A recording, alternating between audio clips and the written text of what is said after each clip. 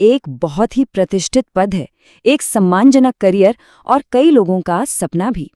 लेकिन अब इस सपने को सच करने का जो रास्ता था वो पूरी तरह से बदलने जा रहा है। तो चलिए समझते हैं कि ये बड़ा बदलाव आखिर है क्या और इसका उम्मीदवारों पर क्या असर पड़ सकता है।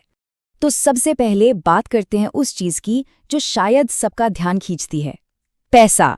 जी हाँ, एक असिस्टेंट प्रोफेसर की ग्रॉस सैलरी हर महीने लगभग 1,13,000 रुपए तक पहुंच सकती है और यही एक बड़ी वजह है कि ये पद इतना आकर्षक माना जाता है। तो सवाल ये है कि ये 1,13,000 का आंकड़ा बनता कैसे है। देखिए, इसमें लेवल 11 का एक अच्छा खासा बेसिक पे होता है, फिर सरकार की तरफ से मिलने वाला महंगाई भत्ता यानी डीए और शहर के हिसाब से मकान का किराया भत्ता भी मिलता है। इन सब को मिलाकर ही ये एक बहुत ही बढ़िया सैलरी पैकेज बन जाता है। तो अब सवाल ये उठता है कि अब तक प्रोफेसरों की भर्ती होती कैसे थी। चलिए अब उस पुरानी प्रक्रिया पर एक नज़र डालते हैं जो इतने सालों से चली आ रही थी। देखिए, 2014 में जो नियम बने थे उनके मुताबिक सिलेक्शन का पूरा आधार उम्मीदवार का एकेडमिक रिकॉर्ड और एक इंटरव्यू होता था। और सबसे हैरानी की बात, इसमें कोई लिखित परीक्षा, कोई रिटन टेस्ट था ही नहीं। ये जो स्क्रीन पर दिख रहा है, ये 2014 की भर्ती प्रक्रिया का ऑफिशियल डॉक्यूमेंट है। इसमें साफ साफ लिखा है कि सिलेक्शन के लिए पॉइंट्स कैसे दिए जाते थे। मतलब हाई स्कूल से लेकर ग्रेजुएशन, पोस्ट ग्रेजुएशन और पीएचडी तक हर डिग्री के लिए अंक पहले से ही तय थे। तो इसका निचोड़ क्या था?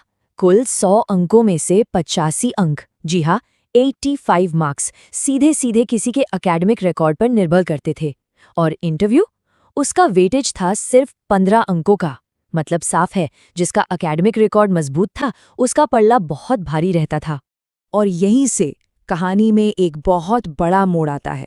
ये सवाल अब सबसे ज्यादा जरूरी हो गया है क्योंकि एक बहुत बड़ा बदलाव दरवाजे पर दस्तक दे रहा है। तो ये बदलाव आया कब?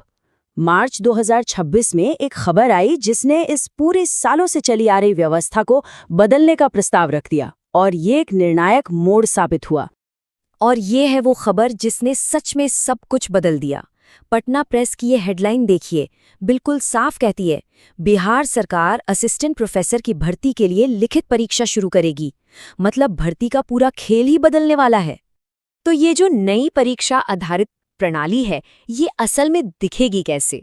चलिए अब इसकी बारीकियों को समझते हैं, क्योंकि ये भर्ती के अब तक के तौर तरीकों को पूरी तरह से बदल देगी। ये बदलाव कितना बड़ा है, इसको जरा ऐसे समझिए।